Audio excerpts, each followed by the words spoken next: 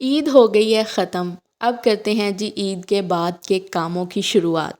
जिसकी जेब ने जितनी इजाज़त दी उन्होंने अपने हिसाब से शॉपिंग की, कपड़े, जूते, एसेसरीज़ सब कुछ प्यार से पहन भी लिया है। लेकिन असली चैलेंज आता है इन सब चीज़ों को संभाल के रखना, क्योंकि अगर आप इनको सही से नहीं रखेंगे तो कुछ दिनों के बाद वो चीज़ें आपको याद भी नहीं रहेंगी आपने क्या ख़रीदा था, किस पे पैसे लगाए थे, वटेवर।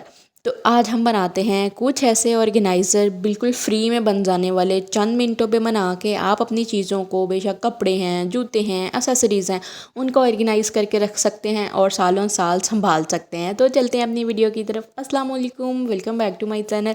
कैसे हैं जी आप सब लोग? कैसी गुजरी आप सबकी ईद? मुझे लाजमी कमेंट्स में बताइएगा।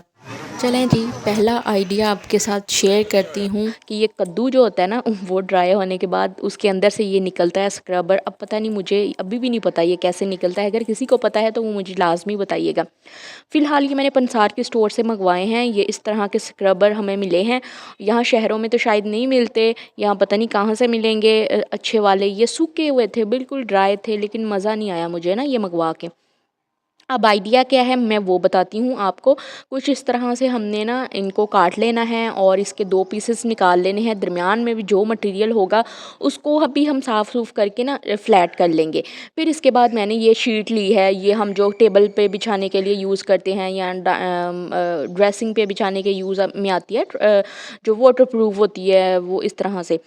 तो ये वाला पीस मैंने एक लिया है, एक अदद मैंने इस तरह से एक इलास्टिक का पीस काट के ऊपर लगा दिया है और रिबन के साथ ना इसको हम हर तरफ से मतलब चारों साइडों से कवर कर देंगे। अब आपकी मर्ज़ी है, ये स्क्रबर आप बड़े साइज़ में भी बना सकते हैं। मेरे पास तो ये देखिए ना सूखी हुई थी, तो उससे ये बन के रेडी हुआ है। इसके अंदर से कचरा अच्छा खासा निकलता है, आपको अच्छी तरह इसको झाड़-झूड़ के बनाना पड़ेगा और फिर वॉश करके यूज़ करेंगे। यहाँ पर जी हमने कुछ इस तरह से इस रिबन को यहाँ पे अटैच कर दिया है और जो इलास्टिक थी वो भी लगा दी है और ये हमारा एक अदद स्क्रबर बन गया है, नीट एंड क्लीन सा, जिसको हैंग भी कर सकते हैं, जो कि बाथरूम में पड़ा हुआ भी बुरा नहीं लगेगा और आप इसको ईज़िली पकड़ के इस्तेमाल में ला सकते हैं। अब बाज़ार के लूफ़े से भी बेहतर है ये, बड़ा अच्छा सा ये स्क्रब करता है, मैंने यूज़ किया है, बड़ा रगड़-रगड़ के साफ़ करता है बॉडी को। तो हमारा दूसरा आइडिया जो है ना ये छोटा-सा है, लेकिन मैं कहती हूँ बहुत काम आसान कर देगा। ये इस तरह से चूड़ियाँ मैं तो रख देती हूँ ढाल के, अब कौन इनको एक-एक करके निकालता रहे। फिर मैंने सोचा कि क्यों ना एक नया आइडिया लगाया जाए। इसी डब्बे को मैं कुछ साल पहले क्यों, कुछ महीने पहले आपके साथ यूज़ कर चुकी हूँ। इसका हमने एक नलकियों के लिए बॉक्स बनाया था, तो आज इसी डब्बे का दोबारा यूज़ करेंगे। ये बड़ा प्यारा सा डब्बा है। इसके लिए ना मैंने झाड़ू के तीले निकाल लाई हूँ, ये फूल झाड़ू के अंदर से निकलते हैं तीले, ये काने हम इसको पंजाबी में बोलते हैं। तो मैंने ये तिनके लेके आई हूँ 2-3, तो इस तरह से लंबाई में हम सुराख करके नेल की मदद से इस डब्बे के अंदर ये वाले तिनके लगा देंगे, ये छोटे-छोटे स्टिक फिक्स कर देंगे। इससे होगा ये एक अदद होल्डर बन गया है जो कि हमारी चूड़ियों को हैंग करने के लिए है। इस तरह से जो भी एक्स्ट्रा होगा वो हम काट देंगे और ये जो सुराख है ना ये आपने मतलब अगर लंबाई में लगाना चाहें, चूड़ियों की तादाद ज़्यादा है, जैसे बड़ी-बड़ी चूड़ियाँ हैं तो आप ये लंबाई में लगा लीजिए।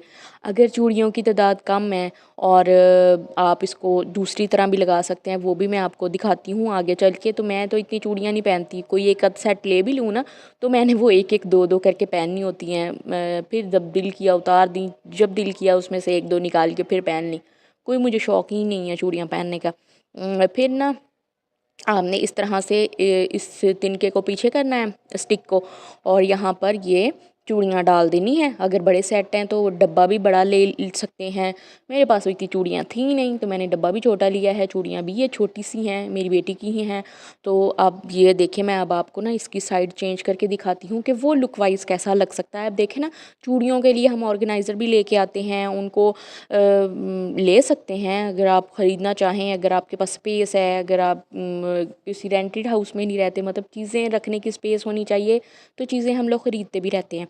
लेकिन ये आइडिया भी आप लोगों को यकीनन पसंद तो आया होगा, जैसे मुझे बहुत आया है। मेरी चूड़ियाँ सँभाली गई हैं और अब मुझे हर दफ़ा नहीं एक इनका पीस ढूँढना पड़ेगा। तो ये वाला आप तरीका यूज़ कर सकते हैं। अगर चूड़ियाँ आपकी मतलब छोटे सेट हैं, आप चौड़ाई में ये डंडियाँ लगाएँ और चूड़ियाँ हैंग कर दें। तो ये दोनों आइडियाज़ आप लोगों के लिए थे। ये आपने बताना है मुझे कमेंट में आपको कौन सा बेहतर लगा, मतलब लंबाई में लगाएं या चौड़ाई में लगाएं।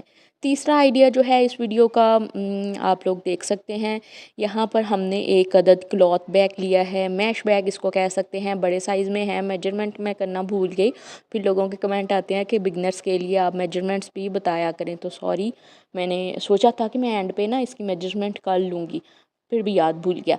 खैर यहाँ पर हमने इसके हैंडल वगैरह रिमूव कर दिए हैं और नीचे से भी कपड़ा निकाल दिया है ताकि चौड़ाई हमारे पास सही से आ जाए। और यहाँ पर जी हमने इसको खोल लिया है, साइड को उल्टा कर देंगे ताकि राइटिंग वगैरह अंदर चली जाए। इस मल्टीपर्पज़ ऑर्गेनाइज़र को बनाने के लिए अगर आपके पास ट्रांसपेरेंट शीट है तो उसका भी यूज़ किया जा सकता है, लेकिन कुछ टाइम के बाद जब उसके ऊपर सिलाई लगी होती है, बार बार उसको डेली अगर यूज़ कर रहे हैं तो वो मतलब उधर से ही फट जाती है जहाँ पे सिलाई लगी होती है। फिर मैंने यहाँ पे एक नेट का यूज़ किया है, ये सॉफ्ट सी नेट है, इसकी मैंने ये भी मैंने एक पुराना मटेरियल ही यूज़ किया है। और यहाँ पे मैंने इसकी पॉकेट्स बनाने के लिए ना इस तरह से अलग अलग पीसेस तैयार कर लिए हैं और डबल फोल्ड कर लिया है नेट को, क्योंकि ये बारीक सी है ताकि ये अच्छा बन जाए मज़बूत सा और ये फट ना जाए नेट, तो मैंने इसलिए ये डबल पीसेस कर लिए हैं। साइडें वगैरह काट दी हैं। और नेट को ना सिलाई करते हुए ज़रा एहतियात करनी पड़ती है क्योंकि ये बहुत जल्दी कान आ जाती है इसमें सिलाई करते हुए, तो जितना आप इसको खींचेंगे ना ये उतना टेढ़ी सी होती जाएगी। और बड़े सॉफ्ट हाथों से आपने इसको सिलाई करना है ताकि ये बिल्कुल सीधी आए। और फिर ना इसकी पाइपिंग वगैरह करने के लिए मैंने भी एक और मैश बैग का यूज़ किया जो कि वो भी वाइट कलर में ही था ताकि ये एक ही कलर में बन जाए। कलर मैच करते करते नलकी नहीं मैच हुई तो फिर मुझे वाइट कलर के नलकी ना मिले घर से, हद होगी, मैं क्या नलकी नहीं है कि मेरे को सफ़ेद फिर खैर मैंने नलकी को मैच वैच किया और यहाँ पर मैंने ये पॉकेट्स बना के ले आई, यहाँ पे अटैच कर दी। बहुत कोशिश के बाद भी सिलाई हमारी इनके ऊपर टेढ़ी सी आई थी क्योंकि ये हाथ में ही नहीं आ रही थी। ये नेट को सिलाई करना भी बड़ा मुश्किल काम है। यहाँ पर जी हमने इन पॉकेट्स को इस मैश बैग के ऊपर अटैच कर देना है। कोई बुकरम नहीं चाहिए आपको इसमें लगाने के लिए, जितनी आपने सिलाइयाँ लगा देनी है तो इसने वैसे ही बहुत मज़बूत हो जाना है। तो यहाँ पर जी हमने 1 बाय 1 करके पॉकेट्स अटैच कर दी हैं। ये मैं इसको डबल बनाऊँगी, फ्रंट पे भी बैक पे भी हमने इसकी पॉकेट्स अटैच करनी है। और यहाँ पे हमने फ्रंट साइड पे आप देखें एक बड़ी पॉकेट साथ में छोटी पॉकेट, फिर से इस तरह से हमारे पास ये कुल मिला के ये 6 बड़ी पॉकेट और 6 छोटी पॉकेट बन गई हैं जिसमें हम अंडर गारमेंट्स रख सकते हैं, ज्वेलरी रख सकते हैं और भी काफ़ी एक्सेसरीज़ होती हैं जो कि यहाँ रखी जा सकती हैं। बैक साइड पे ये देखें बड़ी पॉकेट भी बन गई हैं, इसमें आप कपड़े भी डाल सकते हैं, कोई न्यू शर्ट्स वगैरह। अगर स्पेस नहीं होती अलमारी में तो एक पॉकेट में 2-3 शर्टें डाल लें, ऊपर वाली पॉकेट में भी 3-4 शर्टें आ सकती हैं, छोटे बच्चों की 5-8 साल के या 6-7 साल के बच्चों के लिए भी आ सकती हैं। खैर अभी इसको अपने फाइनल लुक देनी है, उसके लिए जो हमने हैंडल ऊपर से रिमूव किए थे ना, अब उसी के साथ इसको फाइनल टच देंगे। और टच देते देते मेरी मशीन भी काम छोड़ गई क्योंकि ये पता नहीं क्यों डबल ट्रिपल सिलाइयाँ, अब ये काफ़ी मतलब सिलाइयाँ लग चुकी थी इसके ऊपर, ये सिलाई नहीं लगा रही थी। फिर मैंने ग्लू गन की मदद से ये खैर इसके एजिस को नीट किया और ऊपर एक अदद हैंगर अटैच कर दिया इसको हैंग करने के लिए, ताकि हम इसको अलमारी में लटका सकें या बाहर कहीं हैंग करना चाहें तो भी कर सकते हैं। किचन में इसका इस्तेमाल किया जा सकता है। किचन में काफ़ी सारा छोटा मोटा सामान होता है जो कि बंदा हैंग कर सकता है। बंदे ऐसी चीज़ें वैसे किचन में लटकी बुरी लगेंगी तो इसको अलमारी में ही हैंग करेंगे। ऐसे ऑर्गेनाइज़र दराज से भी मिल जाते हैं आपको ऑनलाइन, अमेज़ॉन इधर उधर से मिल जाएंगे, लेकिन जो ये मैंने बनाया है ये भी काफ़ी अच्छा बना है। अगर आप लोग बनाना चाहें तो ज़रूर बनाइएगा और फीडबैक भी शेयर करिएगा। आप लोगों को ये आइडियाज़ कैसे लगे? मैंने इसमें कुछ बच्चों की बनियानें निकरें शिकरें डाल के आपको दिखाई हैं, तो ये देखिए इस पर पिन्ने भी डाल सकते हैं, ये एक्सेसरीज़ डाल के दिखाई हैं, एक साइड में शर्टें भी डाल दी हैं। तो ये देखिए कितनी अच्छी लग रही हैं। आप लोग बताइएगा आप लोगों को इन सब में से कौन सा आइडिया अच्छा लगा है और आप लोग क्या बनाने वाले हैं। इस टाइप के ऑर्गेनाइज़र मल्टीपर्पज़ होते हैं। अब इससे पहले भी मैं आप लोगों के साथ किचन के लिए और शू ऑर्गेनाइज़र बनाना बता चुकी हूँ। किचन के लिए अलमारी के अंदर हैंग करने के लिए भी मैं आपके साथ ऐसा एक ऑर्गेनाइज़र शेयर कर चुकी हूँ जिसके ऊपर हमने पॉकेट्स लगाई थी और उसमें एक्स्ट्रा कोई भी बर्तन आप डाल के उसको हैंग कर सकते हैं। तो ये भी उसी से मिलता जुलता है लेकिन डिफरेंट है और स्टाइलिश भी है। आप लोग बताएं कैसे, ये लग नहीं रहा स्टाइलिश? और हमारी कितने पैसे सेव कर लिए और कितनी स्पेस भी सेव की, कितनी सारी चीज़ों को भी हैंग कर लिया है। तो इसको आप अलमारी के अंदर हैंग कर सकते हैं, कहीं पे भी एक दरवाज़े के पीछे भी हैंग किया जा सकता है और आप इसके साथ इसको सालों साल चला सकते हैं और दराज पे मिलने वाले ऑर्गेनाइज़र से कई गुना बेहतर है यह हाथ का बना हुआ मैश बैग्स का ऑर्गेनाइज़र। चलें जी, अब मैं आपको दिखाती हूँ कि हमने ईद का सेकंड डे कैसे गुजारा। ईद का पहला दिन तो हमने गांव में गुजारा, जिसकी मुकम्मल डिटेल वीडियो मैंने अपने चैनल पे पहले शेयर कर दिया, आप वो भी देख सकते हैं कि गांव में कच्चे घर कैसे होते हैं। बहुत ही मज़े का इंटरेस्टिंग सा व्लॉग है कि आप लोग अगर देखना चाहें तो वो वीडियो भी देख सकते हैं। आज है जी ईद का दूसरा दिन, तो हम लोगों ने विज़िट किया था DHA बहावलपुर, और अभी ये आम आवाम के लिए खुला हुआ है क्योंकि पूरी तरह से बना नहीं है, कई कई हिस्से इसके भी बनने वाले रहते हैं, मतलब कई साल अभी लगेंगे इसको बनते बनते। तो आम जनता इसमें जा सकती है, जैसे हम लोग भी कभी कभी चले जाते हैं ईद पे 14 अगस्त पे देखने के लिए, क्योंकि स्पेशल इवेंट्स होते हैं, कवाली नाइट्स होती हैं यहाँ पे और कुछ गुलकार आए होते हैं, गाने गाते हैं। तो इस तरह से ना इंटरटेनिंग भी है, ये DHA जो है वो इंटरटेनिंग बेस बनी हुई है, अभी आवाम जाती है यहाँ पे। हर साल ही हम लोग भी जाते हैं। और बस जी, अगर आपके भी मेहमान आए हुए हैं, बहावलपुर में रहते हैं, तो ज़रूर DHA विज़िट करें। अब तो काफ़ी कुछ आ गया है यहाँ पे, ग्लो पार्क है, ये तकमील बाज़ार बन रहा है, तो उन्होंने ही ये पीछे जो बिल्डिंग है ये तकमील बाज़ार की है, उन्होंने ये ऑर्गेनाइज़ किया हुआ था इवेंट। इसके अलावा उन्होंने ये पार्क बनाया हुआ था ताकि आवाम आए और आवाम का ज़्यादा से ज़्यादा रश हो। यहाँ जो आने की, इस ग्लो पार्क के अंदर आने की टिकट थी पर पर्सन 200 थी। तो यहाँ पे था तो कुछ नहीं, वैसे बच्चों के लिए भी कोई झूले नहीं थे, बस बैठने की जगह थी और ग्रीनरी थी। बाकी कोई झूले नहीं थे, कोई कुछ नहीं था। अंदर एक दो चीज़ें थी, जैसे ये भूत बंगला है, इसकी भी अलग से टिकट थी। और देखा जाए तो ओवरऑल इसके अंदर कुछ नहीं था कि जिसके हम पैसे पे करके इसके अंदर जाएं।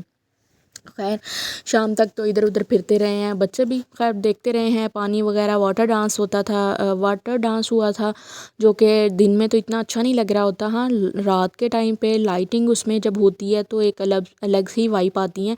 हाँ, इतना अच्छा ये बना हुआ था कि बंदा ऐसे लग रहा था कि बंदा किसी बाहर की कंट्री में आ गया है। DHA तो वैसे इतना साफ़ सुथरा होता है और ग्रीनरी इतनी होती है कि ऐसा लगता है कि हम किसी साफ़ सुथरे मुल्क में आ चुके हैं, पाकिस्तान को छोड़ के। तो ओवरऑल देखा जाए तो खूबसूरती होती है, खूबसूरती बहुत थी। बच्चों के एंजॉय करने को सिर्फ यही एक एरिया था, क्योंकि हम लोग पैसे पे करके अंदर आए हुए थे, तो हमने अब पैसे पूरे करके ही निकलना था। एक और पार्क भी इसमें है, उसका नाम शायद पता नहीं क्या मेरे जहन से निकल गया। वहाँ पर झूले हैं, बहुत कुछ है वहाँ पे करने को। वहाँ पे भी रात के टाइम पे वाटर डांस होता है 14 अगस्त के मौके पे, और शायद 23 मार्च के मौके पर भी हो। इसके अलावा ईद के दिनों में भी, ईद के 1-2 दिन भी। लेकिन आज वहाँ पे कुछ भी नहीं हुआ था। यहाँ पे रात का वक्त हो चुका है और लाइटिंग जो थी ना साथ में, उसके साथ ही ये जो वाटर डांस था उसकी एक अलग वाइब आ रही थी। आपके सामने पीछे बहुत सारे गाने चल रहे थे, मैंने आवाज़ बंद की हुई है क्योंकि कॉपीराइट इशू आ जाता है, वरना गाने भी मज़े के थे। ग्लो पार्क की तरफ से ही कुछ 1-2 उन्होंने हायर किए हुए थे कैमरामैन्स। इसके अलावा कुछ 1-2 बंदे थे जो कि ड्रोन कैमरा से सारा कुछ शूट कर रहे थे, ताकि पता चल सके कि कितनी आवाम यहाँ पे आई हुई थी। जितना ज़्यादा रश होगा उतनी ज़्यादा उनकी मशहूरी होगी। तो इसीलिए बस जी, ये पीछे एक तो तकमील बाज़ार बन रहा है, दूसरा एक ग्लो पार्क भी इसी बंदे का है, और तीसरा यहाँ पे एक बड़ा सा होटल था जो इसी पार्क के अंदर था। सारा कुछ बहुत ही नीट एंड क्लीन था। सिक्योरिटी आपको पता है DHA में बहुत होती है, सिर्फ सिक्योरिटी का कोई इशू नहीं होता यहाँ पे। सड़कें साफ़ सुथरी होती हैं, तो आम मिडिल क्लास जनता जो है, हम जैसे लोग यहाँ पे घर ख़रीदने का तो सोच नहीं सकते। हाँ, देख ही सकते हैं जब तक ये खुला है आवाम के लिए। तो इसीलिए ये इतने इवेंट्स यहाँ पे अरेंज किए जाते हैं ताकि लोगों का ज़्यादा से ज़्यादा रुझान बने, लोगों को पता चले जी इसके अंदर बहुत कुछ है। पूरा एक शहर सेट करके रखा हुआ है यहाँ पे। आपको शॉपिंग करना चाहें शॉपिंग भी मिलेगी, और स्कूल भी इसी के अंदर होंगे, मार्ट्स भी इसी के अंदर होंगे, तो लोगों का रुझान बने, बस यही कुछ है। इसके अलावा भावलपुर में बहुत गिनी चुनी चीज़ें हैं आवाम के इंजॉय करने के लिए, बहुत ज़्यादा कुछ नहीं है। कुछ कुछ होटल्स हैं ऐसे, कुछ कुछ ऐसी जगह हैं जहाँ पे आवाम जाके जो है वो इंजॉय कर सकती है। ये जो इसका अंदर का होटल था उसके अंदर भी एक बड़ी सी LCD थी जिस पे कोई फ़िल्में वगैरह लगी हुई थी। उसके बाद ये रात का टाइम था, यहाँ पे कुछ गाने चल रहे थे और गुलकार आए हुए थे। ये बंदा मैंने, ये जो सिंगर है, मैंने देखा था कहीं पे, मुझे लगता है PTV के किसी शो पे देखा था, मुझे नाम कोई नहीं आता। मैंने अपने तौर पे सर्च भी की थी इस बंदे का नाम, मुझे कोई पता नहीं चला, लेकिन आवाज़ इनकी काफ़ी अच्छी थी। और दूसरा, सराइकी लोग काफ़ी हैं बहावलपुर में, तो सराइकियों का खून जोश मार रहा था गाने सुन सुन के। बहुत वो लोग भी खुश हो रहे थे। औरतें थी काफ़ी ज़्यादा ना, सराइकी जो औरतें होती हैं इनका खून जोश मारने लगता है ये सराइकी गाने सुन सुन के। तो खैर मैं भी आवाज़ चला दूँ अगर आप लोग कहते हैं, तो आप लोग भी सुन लें ज़रा। तो बस यही थी हमारी आज की वीडियो। उम्मीद है जी आप लोगों को अच्छी लगी होगी। अगर ऐसा ही है तो ज़रूर कमेंट्स करिएगा और लाजमी बताइएगा जी आप लोगों को मेरा ब्लॉग कैसा लगा। Thanks for watching. अपना ढेर सारा ख्याल रखिएगा। अल्लाह हाफिज़।